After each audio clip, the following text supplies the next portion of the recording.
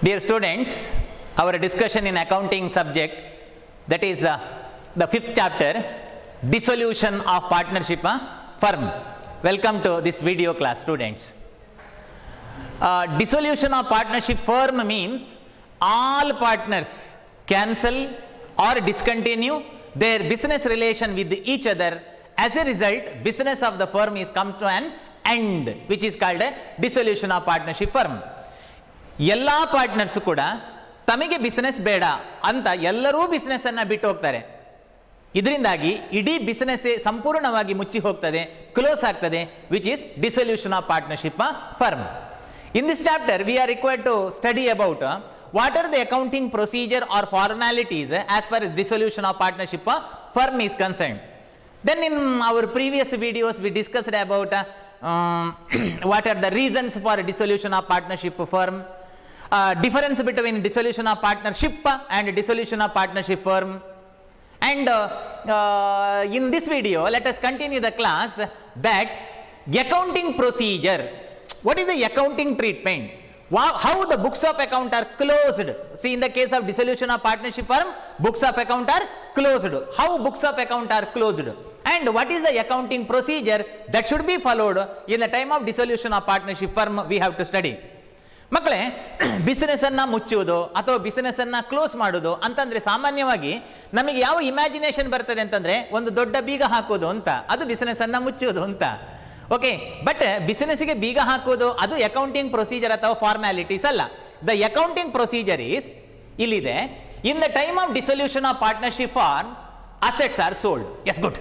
Assets are sold. Asset ಅನ್ನ ಮಾರಬೇಕು. Assets are sold. In the time of dissolution of partnership firm, this is the duty of partner that they have to sell all assets like land, building, furniture, machinery, or it may be stock, etc. Assets are sold and liabilities are paid. Out of the collected amount by the sale of asset, the liabilities are paid. ಸಾಲಗಳನ್ನು ಕೊಡಬೇಕು. If there is any excess amount, it should be distributed to partner. By the sale of asset and payment of liability, if there is surplus or excess amount, that is distributed to partner as per their profit sharing ratio. If there is any shortage, I mean deficit, kadime idre, I mean by the sale of asset, whatever the amount that is collected is not enough to pay the liability. In such a case, you know, in your first PUC syllabus in business studies in partnership chapter, that partners liabilities are unlimited.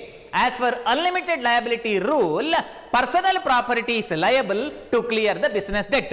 ಒಂದು ವೇಳೆ asset ಅನ್ನ ಮಾರಿ ಬಂದಂತ ಹಣ ಲಯಬಿಲಿಟಿಯನ್ನ ಕೊಡ್ಲಿಕ್ಕೆ ಸಾಕಾಗುವುದಿಲ್ಲ ಅಂತಂದ್ರೆ ಆವಾಗ by the application of unlimited liability, by the sale of their personal property, each partner is required to fill the shortage amount as per their profit sharing ratio. ಅವರ ಪ್ರಾಫಿಟ್ ಶೇರಿಂಗ್ ರೇಷಿಯೋದ ಪ್ರಕಾರ ಕಡಿಮೆ ಇದ್ದ ಅಮೌಂಟ್ ಅನ್ನ partner ತರಬೇಕು. Okay, ಅವರ personal ಪ್ರಾಪರ್ಟಿಯಿಂದ ತರಬೇಕು. 1 minute, I will explain with the example.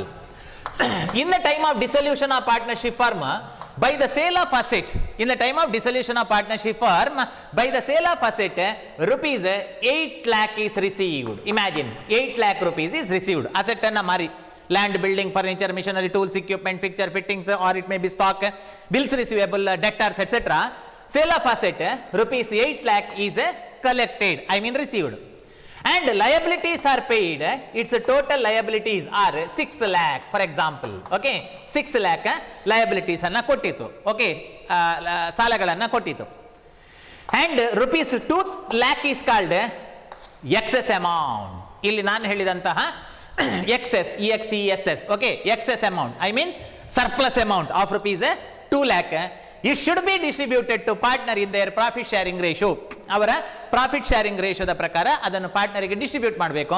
Because this is the excess amount or surplus amount. I repeat, by the sale of asset rupees 8 lakh received, liabilities are paid to the extent of rupees 6 lakh, the remaining rupees 2 lakh is distributed to partner in their profit sharing ratio.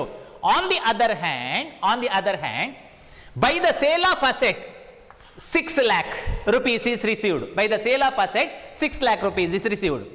Arre baba, their bad luck is that liabilities are 8 lakh. Okay, liabilities are 8 lakh they have to pay. Now the amount collected by the sale of asset is not enough to pay the liability. Okay, ಸಾಲಗಳನ್ನು ಕೊಡ್ಲಿಕ್ಕೆ ಸಾಕಾಗುವುದಿಲ್ಲ means there is the minus rupees 2 lakh means there is a shortage, I mean deficit of rupees 2 lakh. Business is not able to pay its liabilities in full because their liability is 8 lakh whereas the amount received by the sale of rupees 6 lakh, by the sale of asset rupees 6 lakh. Now 2 lakh which is the shortage amount should be filled by partner as per the principles of unlimited liability. Student, what do you mean by unlimited liability? To clear the business debt, if business property is not enough, then personal property also liable. Okay, so unlimited liability means to clear the business debt, if business property is not liable, then even personal property also liable. BD ಅನ್ನು BP ಇಂದ ಕೊಡ್ಲಿಕ್ಕಾಗದಿದ್ರೆ PP ಇಂದ ಕೊಡಬೇಕು. Okay, BD equal to BP, that is a limited liability. BD equal to BP plus PP. Okay, so that is called unlimited liability. By the application of unlimited liability, in the case of partnership firm, unlimited liability is applicable.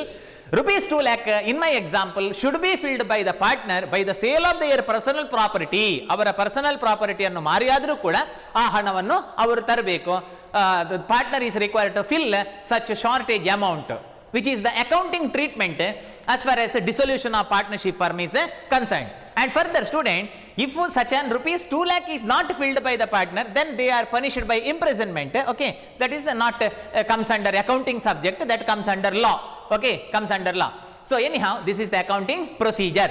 In the next slide, it is said that by the sale of asset and by the payment of liability, if there is excess or surplus is calculated by the preparation of realization account. Here it is said to know whether there is a profit or loss, by the sale of asset and payment of liabilities, realization account is prepared in first order in the time of dissolution of partnership firm. ನೀವು realization account ಅನ್ನ ಮಾಡಬೇಕು. Okay, in the time of admission, in the time of retirement, in the time of death, or in the time of change in profit sharing ratio, in the time of reconstruction of partnership firm, revaluation account is prepared in previous chapters. Am I correct? ನೀವು revaluation account ಮಾಡಿದ್ದು. But in the case of dissolution, realization account is prepared. So realize means that is sale. Student, sale of what? Sale of total business. ಇಡೀ business ಅನ್ನೇ ಮಾರುದು, ಬೀಗ ಹಾಕೋದಲ್ಲ, ಇಡೀ business ಅನ್ನೇ ಮಾರುದು. ಇಡೀ ಬಿಸಿನೆಸ್ ಅನ್ನೇ ಮಾರಿದ್ರೆ that is called a realization. So realization account is prepared. You should not confuse between revaluation and realization. Revaluation account is prepared in the time of admission, retirement, death. We prepared in our previous chapters, whereas realization account is prepared in the time of dissolution of partnership firm to know the profit or loss by the sale of asset and payment of a liability. For example, how profit or loss is calculated or is ascertained by the preparation of realization account? See, I will explain with this one small example. See, this is a realization account. Idu one realization account. Just example for basic study. Wherein a realization account is nominal account, debit all those expenses and losses, credit all those incomes and gain. Okay, credit all those incomes and gain, debit all those expenses, credit all those incomes and gain. Student, simple example, ನಿಮ್ಮ ಮನೆಯಲ್ಲಿ ಒಂದು ದನ ಇದೆ, ಅದಕ್ಕೆ ನೀವು ಕೊಟ್ಟದ್ದು, okay, that is for the purchase of same. So you paid, which is your expense is 40,000. ನೀವು ಅದಕ್ಕೆ 40,000 ಕೊಟ್ಟಿದ್ದೀರಿ, which is your expense to a cow, that is 40,000. Whereas income, you sold it for rupees 45,000. Okay, 45,000. You paid 40,000, which is your expense, whereas you sold it for rupees 45,000, means 5,000 is income. 5,000 is income. How it is? See here, total is more, that is 45,000. Same total here, that is 45,000, and 5,000, which is the shortage in debit side, is treated as an income. See, by the sale of cow, ಧನವನ್ನು ಮಾರಾಟ ಮಾಡಿ ನಿಮಗೆ 5,000 ರೂಪಾಯಿ ಲಾಭ ಇದೆ. In the case of realize, I mean sale of cow, your expense is 40,000, whereas you paid, you sold it for rupees 45,000, whereas 5,000 is income. See to know whether there is any profit or loss by sale of asset, ನಾನು ಇಲ್ಲಿ ಕೌನ example ತಗೊಂಡಿದ್ದೇನೆ, by the sale of asset and payment of liabilities realisation account is prepared. On the other hand, in the same example of cow, the expense you paid is 40,000, whereas you are going to sell it is for 30,000. ನೀವು ಕೊಟ್ಟ ಖರ್ಚು 40,000, ಅದನ್ನು ನೀವು ಮಾರಾಟ ಮಾಡಿದ್ದು 30,000, your income is 30,000. Now there is the loss of rupees 10,000 is loss. See, by the preparation of realization account, ನಾವು realisation account ಮಾಡೋದ್ರಿಂದ ಲಾಭ ಇದೆಯಾ ನಷ್ಟ ಇದೆಯಾ? By the sale of an asset, ಒಂದು ಅಸೆಟ್ ಅನ್ನು ಮಾರುವಾಗ ಲಾಭ ಇದೆಯಾ ನಷ್ಟ ಇದೆ ಅಂತ ಕ್ಯಾಲ್ಕುಲೇಟ್ ಮಾಡ್ಲಿಕ್ಕೆ ಆಗ್ತದೆ ಅಂತ ಹೇಳುವುದಕ್ಕೆ ನಾನು ಈ ಎಕ್ಸಾಂಪಲ್ ಅನ್ನು ಕೊಟ್ಟದ್ದು, realisation account. For your better understanding, 1 minute I will give another example. You are going to purchase a car by the cost, I mean expense. You are going to purchase a car by the cost or expense of rupees 4 lakh. Okay, so your expense is 4 lakh.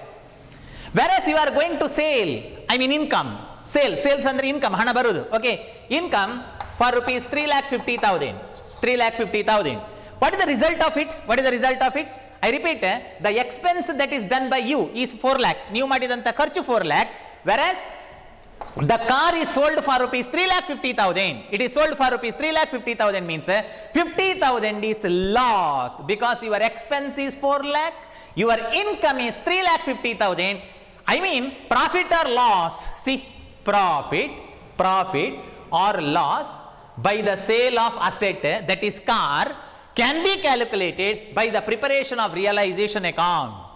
You purchased for rupees 4 lakh, whereas it is sold for rupees 3,50,000 means, see here 50,000 is treated as a loss. Okay, so ಹಾಗಾಗಿ ಲಾಭ ಉಂಟಾ ನಷ್ಟ ಉಂಟಾ ಯಾವುದರದ್ದು? by the sale of asset and payment of liability, whether there is income or expense, I mean profit or loss, is calculated by the preparation of realization account. Okay, realization account. ಹಾಗಾದ್ರೆ what is realization account? That is the important question for 2 mark. For the important question 2 mark, that what is realization account? Let us see what is the meaning of realization account in the next slide. Okay, in the next slide, let us see what is the meaning of realization account. See here, realization account meaning, yes, good, meaning of realization account, it is said that very important. It is a ledger account. See, realization account is a ledger account because it contains 2 sides, here left hand side debit side and right hand side, that is credit side. So realization account is a ledger account prepared in the time of dissolution of partnership firm. Very important. So this account is prepared in the time of dissolution of partnership firm. Student, when revaluation account is prepared in the time of admission, retirement, death of a partner, I mean in the time of reconstruction of partnership firm. Whereas realization account is prepared in the time of dissolution of partnership firm. I repeat, it is a ledger account prepared in the time of dissolution of partnership firm. For what purpose it is prepared? Idannu ಮಾಡುವಂತ ಉದ್ದೇಶ ಏನು? To know the profit or loss. Yes, good. To know the profit or loss. Profit or loss by how? By the sale of asset and payment of liabilities. By the sale of asset and thereafter by the payment of liabilities, whether there is a profit to the business or loss to the business, to know the same, realization account is prepared. For example, by the sale of asset 8 lakh is received. I repeat, by the sale of asset 8 lakh is received, whereas liabilities are 6 lakh. Okay, jai rupees 2 lakh is income, I mean profit. Okay, 2 lakh is income. On the other hand, by the sale of asset 6 lakh received, ಆಸ್ತಿಯನ್ನು ಮಾರಾಟ ಮಾಡಿ ನಮಗೆ ಬರುವಂತದ್ದು 6 lakh, whereas liabilities are 8 lakh. Arre baba, in such a case 2 lakh is loss by the sale of asset and payment of liability. So by the sale of asset and payment of liabilities, what is the profit or loss? To know the same, in the time of dissolution of partnership firm, whatever the ledger account prepared, so that is called realization account. ಒಂದು business ಅನ್ನ ಪರಿಪೂರ್ಣವಾಗಿ ಮುಚ್ಚುವಾಗ ಬಿಸಿನೆಸ್ಸಿಗಿರುವಂತಹ ಲಾಭ ಅಥವಾ ನಷ್ಟ, ಆಸ್ತಿ ಮಾರಾಟ ಮಾಡಿ ಲಯಬಿಲಿಟಿಗಳನ್ನು ಕೊಟ್ಟಾಗ ಲಾಭ ಉಂಟೆ ನಷ್ಟ ಉಂಟೆ ಎನ್ನುವುದನ್ನು ನೋಡಲಿಕ್ಕೆ ಮಾಡುವಂತ account, that is a realisation account. I repeat, it is a ledger account, prepared in the time of dissolution of partnership firm, to know the profit or loss, by the sale of asset and payment of liabilities. ಒಂದು business ಅನ್ನ ಮುಚ್ಚುವಾಗ ಆಸ್ತಿಗಳನ್ನು ಮಾರಿ ಸಾಲಗಳನ್ನು ಕೊಟ್ಟಾಗ ಲಾಭ ಉಂಟೆ ನಷ್ಟ ಉಂಟೆ ಎನ್ನುವುದನ್ನು ನೋಡುವುದಕ್ಕೆ ಮಾಡುವಂತಹ account that is called realisation account. I repeat, it is a ledger account. ಅದೊಂದು ಲೆಜರ್ ಅಕೌಂಟ್ ಅದು. Okay, it is not a subsidiary book. Okay, it is a ledger account. Debit side, credit sides are there, because debit side all those expenses, credit side all those income. I will display the specimen. Okay, specimen later part of this class. Anyhow, it is a ledger account prepared in the time of dissolution of partnership firm to know the profit or loss by the sale of asset and payment of liabilities. In the next slide, let us discuss about how the realization account is prepared. Okay, realization account and hege madodu anta noduva. Okay, how realization account is prepared. See, procedure or process of preparation of realization account. Realization account maduvantaha procedure or realization account maduvantaha steps. Being first order in this chapter, we have to prepare a realization account. Thereafter, all partners capital account, and then cash account or bank account. 3 accounts we have to prepare. 1 minute, I will write here. See here, for 12 mark question, okay, for 12 mark question being answered, we have to prepare 3 accounts. Okay, one realization account we have to prepare. Okay, realization account annu madbeku. Realization account. Second account, all partners capital account. All partners capital account, individual. Okay, individual capital account. And third order, cash or bank account, depends, cash or bank account, onda cash account athava bank account. When we have to prepare cash account, when we have to prepare bank account, I will explain later while working out 12 mark problem. So anyhow, 3 accounts we have to prepare. See, in first order we have to prepare realization account. First ಗೆ ನಾವು ಮಾಡಬೇಕಾದಂತ account that is a realization account. And further, realization answer. Okay, ಇಲ್ಲೊಂದು answer ಸಿಗುತ್ತೆ. ಏನು ಮಕ್ಕಳೇ ಇದರಲ್ಲಿ ಸಿಗುವ answer? Either profit or loss. How? By the sale of asset and payment of liability. ನಾವು meaning ಅಲ್ಲೇ ನೋಡಿದ್ದೇವೆ. Realisation account is a ledger account which is prepared in the time of dissolution of partnership firm to know the profit or loss by the sale of asset and payment of liability. The realisation account is prepared. See, the answer of realization account, which is the profit or loss by the sale of asset and payment of liability, is transferred to all partners capital account. Realization ಅಲ್ಲಿ ಸಿಗುವಂತಹ answer all partners capital account ಗೆ ಬರುತ್ತೆ. And what about the final balance in individual partner capital account in their partners capital account shifted or transferred to cash or bank account. So realization answer all partners capital account ಗೆ ಬರುತ್ತೆ. all partner ನ answer cash ಅಥವಾ bank account ಗೆ ಬರುತ್ತೆ. Finally ಅರೆ ಬಾಬಾ nice, cash account or bank account must tally. ಅಲ್ಲಿಗೆ cash ಅಥವಾ ಬ್ಯಾಂಕ್ ಅಕೌಂಟ್ ಟ್ಯಾಲಿ ಆಗುತ್ತೆ. And for the purpose of preparation of these 3 account, we have to study its theory in first order. Okay, in accountancy, first theory, then practical, we know. Okay, so first let us discuss about what are the different theory, I mean procedure, I mean formality, I mean process of preparation of realization account. Okay, realization account ಮಾಡುವಂತಹ procedure ಏನು ಅಂತ ನೋಡುವ. See, for the purpose of preparation of realization account, 7 steps we have to follow. Okay, 7 step, 7 ಹೆಜ್ಜೆಗಳಿದೆ. 7 step, 7 ಹೆಜ್ಜೆಗಳು. Okay, ಸಪ್ತಪದಿ ಅಂತ ಹೇಳ್ತಾರೆ. ಸಪ್ತಪದಿ ಅಲ್ಲ, ಸಪ್ತಪದಿ. ಓಕೆ, ಸೊ 7 ಹೆಜ್ಜೆಗಳಿದೆ. ಓಕೆ, ಅದೇ ತರ ಇಲ್ಲಿ 7 ಸ್ಟೆಪ್ಸ್ ಇದೆ. ಓಕೆ, ಒಂದು first one, transfer of asset, only saleable asset are to be transferred. And second one, transfer of liability. ಮಕ್ಕಳೇ, ನಾನು ಹೇಳುವಾಗ ನಿಮಗೆ ಏನು ಅರ್ಥ ಆಗುದಿಲ್ಲ, ಯಾಕೆಂತಂದ್ರೆ next we are required to discuss each step in detail in different slides. Okay, so ಪ್ರತಿ step ಅನ್ನ ಡೀಟೇಲ್ ಆಗಿ ಸ್ಟಡಿ ಮಾಡಬೇಕು. About its journal entry and which assets are transferred, what is the meaning of transfer of asset, which asset should not be transferred, etcetera. Okay, let us discuss later. Anyhow, I listed the 7 steps here. Okay, there are 7 steps or 7 procedure or 7 formalities are there to prepare the realization account. One, transfer of asset, asset ಅನ್ನ transfer ಮಾಡಬೇಕು. Second one, transfer of liability. And next one is a receipt of cash by the sale of asset. Asset ಅನ್ನು ಮಾರಾಟ ಮಾಡಿ ಹಣವನ್ನು ಪಡಿಬೇಕು. And payment of external liability, external liability ಅನ್ನ ಕೊಡಬೇಕು. Assets taken over by the partner. Sometime in the time of dissolution, instead of sale of asset, partner may took the asset for their personal use. ಅವರ personal use ಗೆ ತಕೊಂಡು ಹೋಗಬಹುದು. Asset taken over by the partner. Then what is the accounting treatment? Liabilities paid by the partner. next step, liabilities paid by the partner means in the time of dissolution of partnership firm, actually business is required to pay business liability. Sometime because of technical reason, some partner may agree to pay the business liability. In such a case, what is the accounting treatment? ಮಕ್ಕಳೇ, ಬಿಸ್ನೆಸ್ನ ಸಾಲವನ್ನು business ಕೊಡಬೇಕು, ಅದರಲ್ಲಿ doubt ಇಲ್ಲ. ಬಿಸ್ನೆಸ್ನ ಸಾಲವನ್ನು business ಕೊಡಬೇಕು. ಕೆಲವು ಸಲ ಬಿಸ್ನೆಸ್ನ ಸಾಲವನ್ನು ಯಾವುದೋ ಒಂದು ಟೆಕ್ನಿಕಲ್ ರೀಸನ್ ಏನು ಅಂತ ನೆಕ್ಸ್ಟ್ ಹೇಳ್ತಾ ಹೋಗ್ತೇನೆ ನಾನು, ಪಾರ್ಟ್ನರ್ ಕೊಡಬಹುದು. ಬಿಸ್ನೆಸ್ನ ಸಾಲವನ್ನು ಪಾರ್ಟ್ನರ್ ಕೊಡಬಹುದು. ನಿಜವಾಗಿ ಯಾರು ಕೊಡಬೇಕು ಮಕ್ಕಳೇ? ಬಿಸ್ನೆಸ್ನ ಸಾಲವನ್ನು ಬಿಸ್ನೆಸ್ ಕೊಡಬೇಕು, ಆಯ್ತಾ? ಕೆಲವು ಸಲ ಪಾರ್ಟ್ನರ್ ಕೊಡ್ತೇನೆ ಅಂತ ಹೇಳ್ಬೋದು. ಸೊ ಆವಾಗ what is the accounting treatment? How such payment of partner is adjusted to their capital account? Let us discuss later. And next one is realization expense paid. What is realization expense?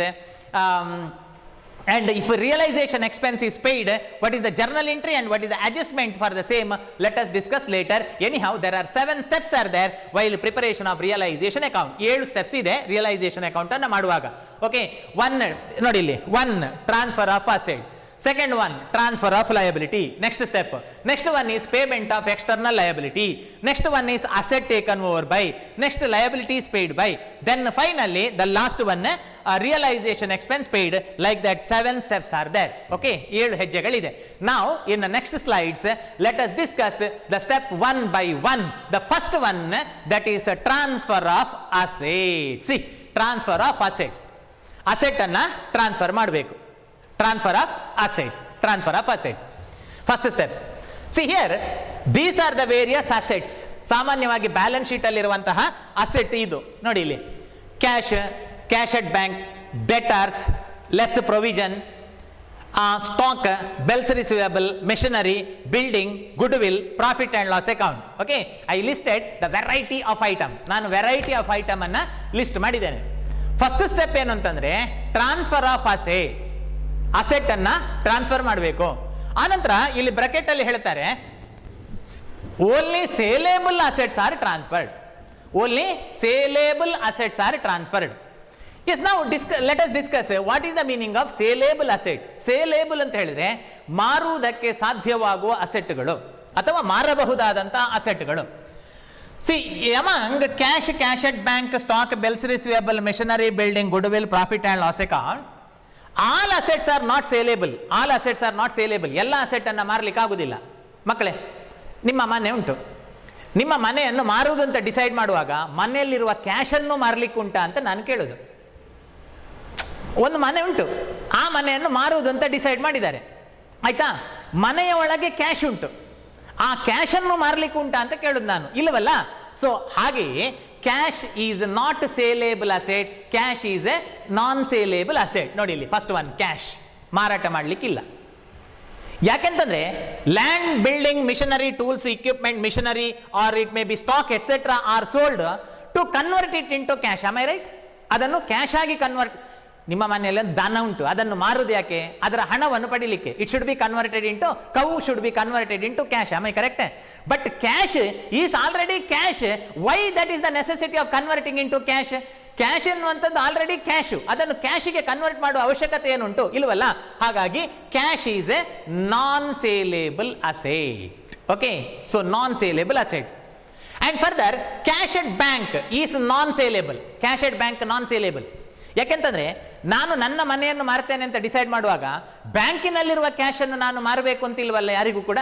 Okay, I can draw the money and thereby I convert cash at bank into real cash or hard cash. ಹಾಗಾಗಿ cash non saleable, cash at bank non saleable. Okay, and here provision for doubtful debt. Provision for doubtful debt is the imaginary anticipated loss. Imaginary anticipated loss. ಹಾಗಾಗಿ provision for doubtful debt or provision for bad debt is not saleable. ಅದು sale ಮಾಡುವಂತದ್ದಲ್ಲ. And further here profit and loss account is there. What you mean by profit and loss account in asset side? Asset side ಅಲ್ಲಿ profit and loss account ಅಂತಿದ್ರೆ ಏನ ಮಕ್ಕಳೇ? This is the last year loss. Okay, last year loss. Who is required to fill last year loss? ಆ last year loss ಅನ್ನು ನಾವು ಯಾರ ತಲೆಗೆ ಹಾಕಬೇಕು? ಪಾರ್ಟ್ನರ್ನ ತಲೆಗೆ ಹಾಕಬೇಕು. ಆಮೇಲೆ correct, because partners are liable for loss in last year because of their poor performance in their activities of the business and management. Okay, so there is loss to the business, so partners is required to fill such loss. ಹಾಗಾಗಿ ಇದನ್ನು ಬೇರೆಯವರ ತಲೆಗೆ ಹಾಕ್ಲಿಕ್ಕೆ ಆಗುದಿಲ್ಲ, ಇದನ್ನು ಮಾರ್ಲಿಕ್ಕೆ ಆಗುದಿಲ್ಲ.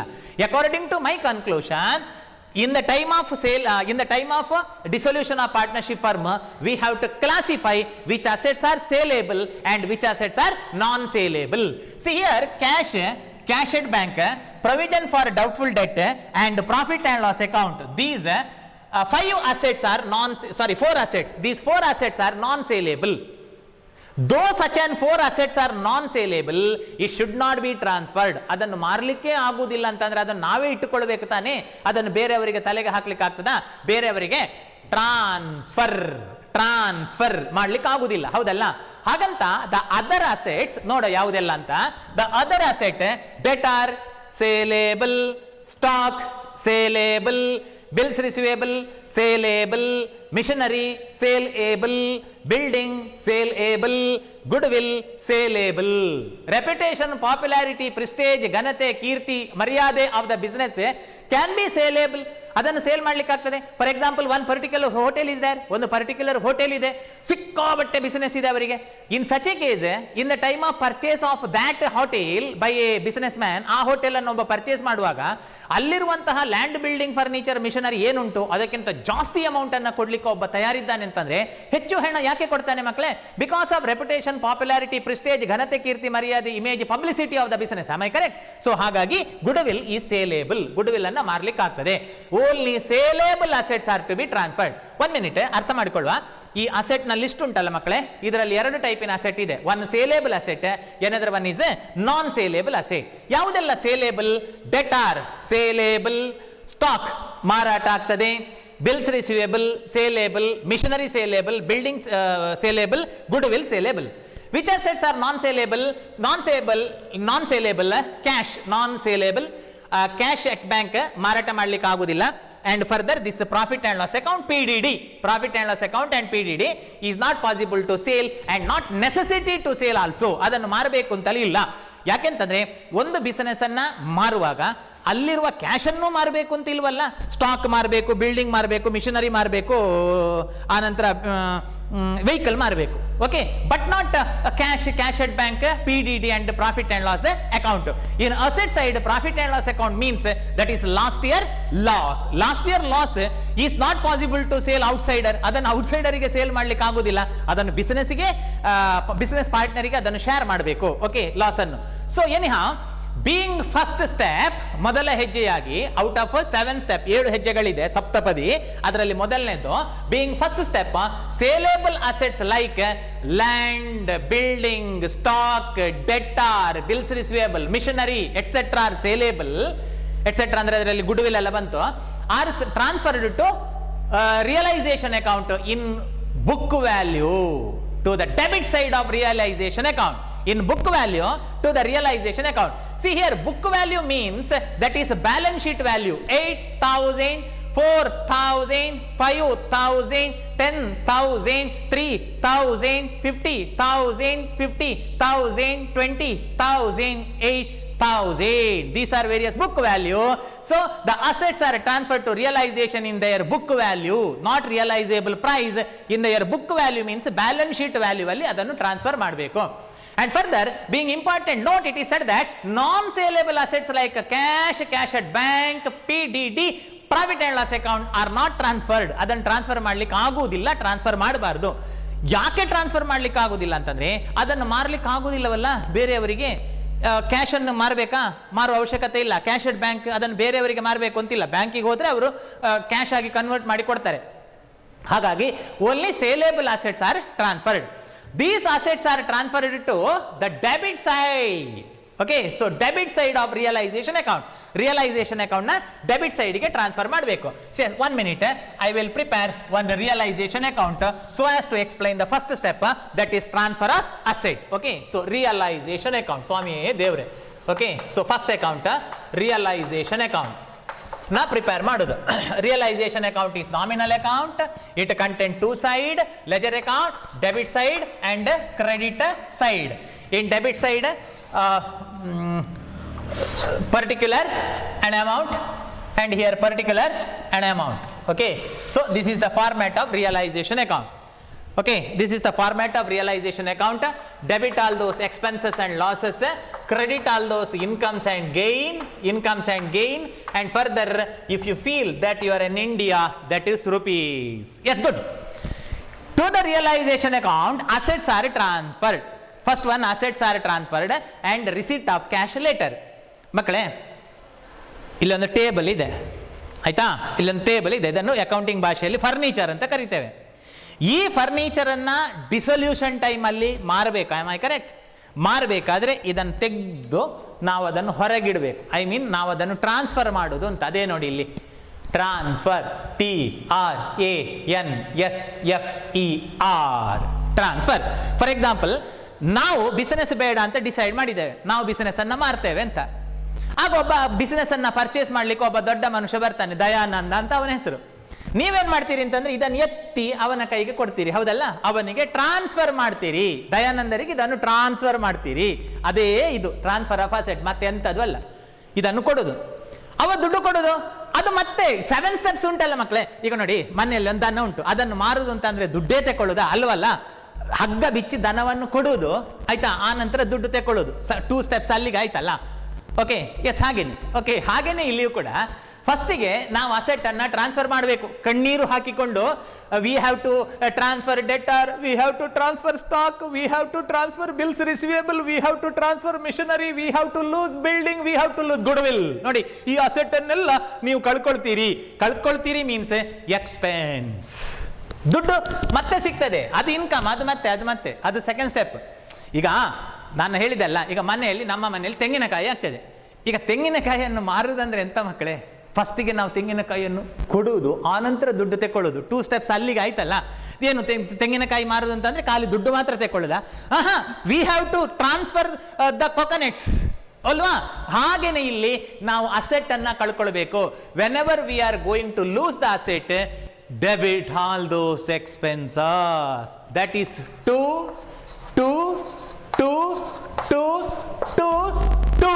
What is that 2? Cash transfer ಮಾಡಲಿಕ್ಕಿಲ್ಲ, ಅಲ್ಲೇ ಇರಲಿ. Cash should not be transferred.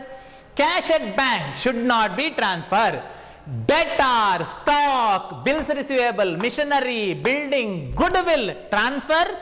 Profit and loss account should not be transferred because that is internal assets. Okay, so ಹಾಗಾಗಿ the assets like to debtor external transfer, to stock saleable transfer, to bills receivable saleable transfer, to machinery saleable transfer, to building saleable transfer, to goodwill saleable transfer. Only saleable assets are transferred.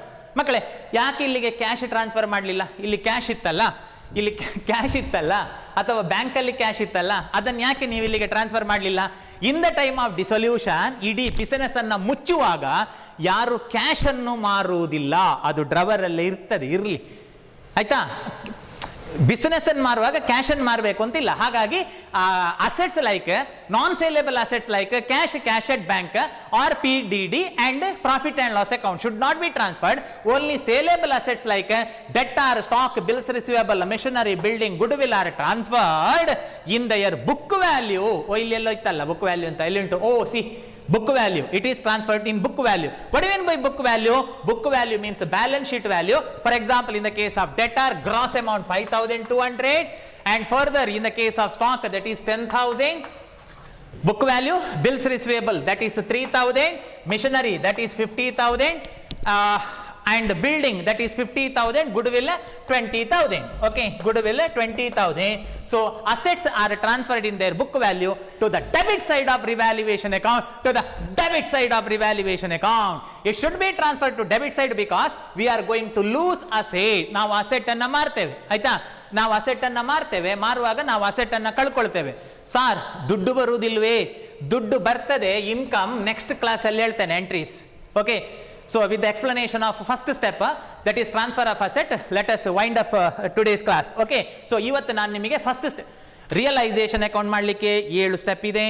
ಅದರಲ್ಲಿ first step transfer of asset.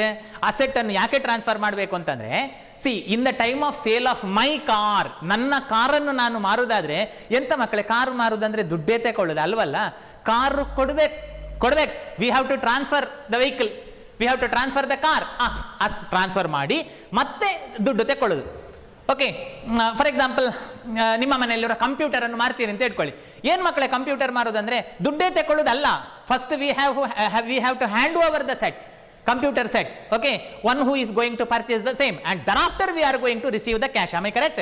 So hagagi according to dual aspect concept, for each and every transaction there are two aspects, one receiving aspect, another one is a giving aspect. In the same way, in the time of sale of asset, which is the first step, while dissolution of partnership firm, in first order we have to transfer the asset, and in second order we can receive. asset annu kotre namige hana sigbodu, illadidre sigudilla.